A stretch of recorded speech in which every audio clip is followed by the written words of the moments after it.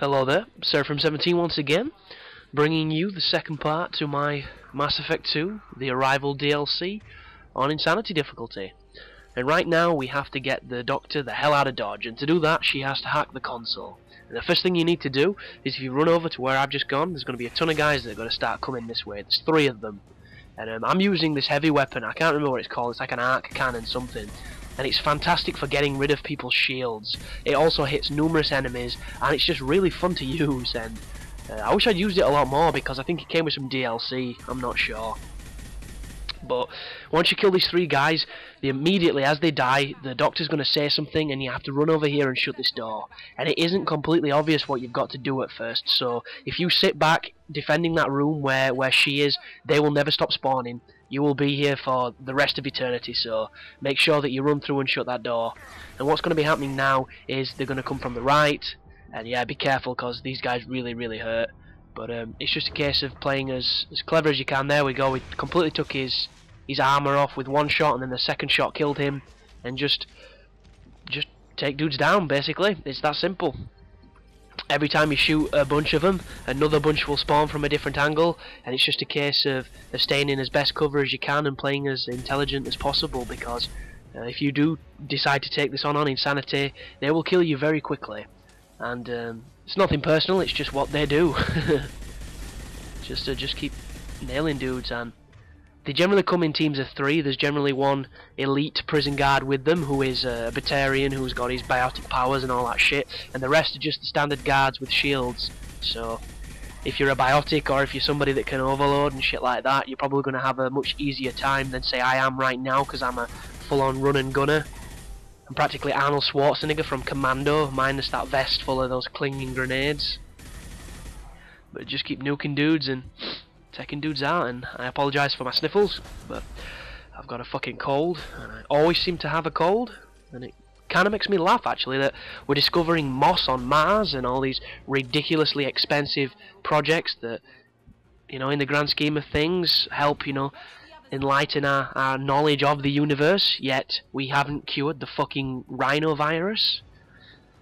Well, that being said, we probably have cured the common cold, but why the fuck would anybody tell us when we can keep going to the shops and buying all the medication and funding all the pharmaceutical companies? Why would we stop them making billions a year just for something as, you know, as inconvenient as a cure to something that sucks massive cock? But yeah, enough about that. I've got a cold, it sucks. It might come through on the commentary, but on this section here, just keep shooting dudes, taking them out, taking numbers, taking names, doing what you can. This is a nice piece of cover here for that right flank, for that left flank, sorry, because you can use this wall and you can keep eking back and forth. They can rush you though, and they will come from that entrance that we originally came from. If they do rush you there, just cycle back around this piece of metal and kill them as they come. You shouldn't have too much trouble if you do this intelligently.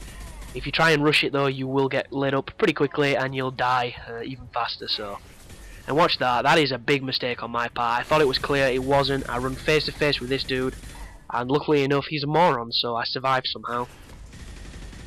But yeah, look at that. One space of a second he puts me straight to death screen. But luckily enough I hit him with the concussive shot, and then the Doctor says it's time to go, so that is one of the hardest sections of the DLC done.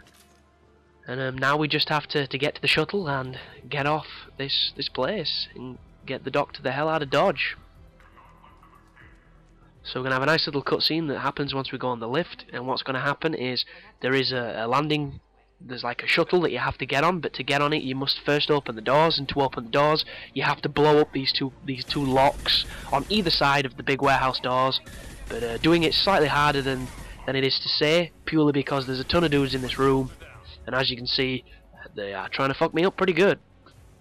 So once again, get as close to a piece of cover as you can, eke out to the right, use the camera to your advantage, use all your experience playing third-person shooters, and just dick these dudes. And if she's alive, she'll still have the overload ability, sorry, so make sure you use that to your advantage. And just keep mixing your ammo up. You'll notice right there I got a bit of the after effects of the flashbang grenade that they throw. Luckily enough it wasn't too close. Getting lit up, so always make sure you go in cover. If you're out of cover and you have this screen, you're going to fall down, you know. You're just going to faceplant. There's nothing you can do about it. On Insanity, the AI does not fuck about. You don't want to be messing with it. For some reason, this is taking ages to regenerate. It must be because I've activated my barrier, which is a really cool ability to have if you've never used it before. I got really good with using the barrier on Mass Effect 1, and it made some encounters really, really easy. I don't think it's quite as good on Mass Effect 2 as it was on the first one, but that's because you didn't have things like immunity and stuff like that. If anybody remembers immunity from Mass Effect 1, I am so glad the enemies don't have that on this, because when you played the first game on Insanity, every fucking enemy was like a boss. Every enemy had a shield, had a life bar, and then every so often they'd become completely immortal for 30 seconds. And it was an ability that they could recharge, so thank you lucky stars there's none of that shit in this game, because when you've got an immortal Krogan running at you, you know how bad the Krogans can be, because the Krogans on this game are absolute pussies, but Mass Effect 1, if they're even remotely close to you, you are dead every time. Unless you're playing on a low difficulty, obviously. But keep pushing through this hangar, keep shooting dudes. The second lock is just in front of me there. You can see the red reticle that's showing through. Do you see it there? The yellowy red reticle. That's what you have to shoot. Oh god, you've got to be. Look at that. The dude was using the technique I'm using now against me. He's on a piece of cover. He's aiming out to the right of his cover, shooting me, doing the same. It's like a fucking game within a game. But just flank them if you're having trouble. Get to a better position. Use all your abilities. And then once these dudes are dead, shoot both the locks off. And then go up to the shuttle, and you've done the first section of the Arrival. But it doesn't end there, because we get to go with the Doctor to her base, and she explains a little bit more about this project that they're using to try and stop the Reapers from coming into the star system as quickly as they're predicting they're going to be here. Which is an interesting segue to Mass Effect 3, which is hopefully coming very soon. And it just makes me wonder what they're going to do with Mass Effect 3, because this game was... I mean, it's a big step up from Mass Effect 1, but it's in everything other than perhaps the fiction. Because the fiction on Mass Effect 1 was fantastic. Even though the game itself was a little clunky, it had some really bad, frame rate issues and screen tearing and all that kind of stuff, and the shooting was loose, the cover mechanic was ridiculous. But it was still a good game because it had such a good mythology around it, such good canon, and the second one, it developed on that and has introduced some awesome characters and some awesome different, aspects to it. I'm just wondering where the third one's going to go, if they're going to completely mix up the combat or mix up the gameplay, or if it's just going to continue to build this dense universe. Either way, I have full faith. I know they're going to make something great, but it's just, how do they keep it fresh? Because some of these DLCs, a lot of people have been criticising them of being repetitive because all you do is run and gun and run and gun, and there's not too much imagination. If the third one does that for all the objectives, it could work against its favour, even though it has really good conversations and really good plot lines. Who knows?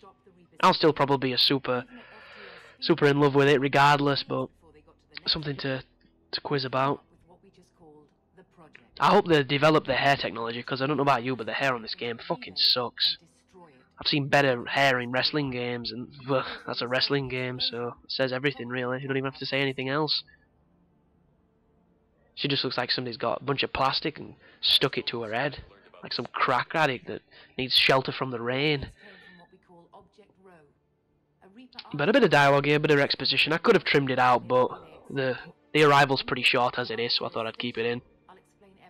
It gives us a chance to analyse her hair more. That's why I always like to have my Shepard in a full suit of armour, because regardless of what you do to his hair, unless he's bald, it just looks ridiculous. It looks like he's got a plate of beef that's slicing into his back of his neck. It's unbelievable. I mean, look at her hair. It's almost as if someone's been sick on it and it's matted to her head.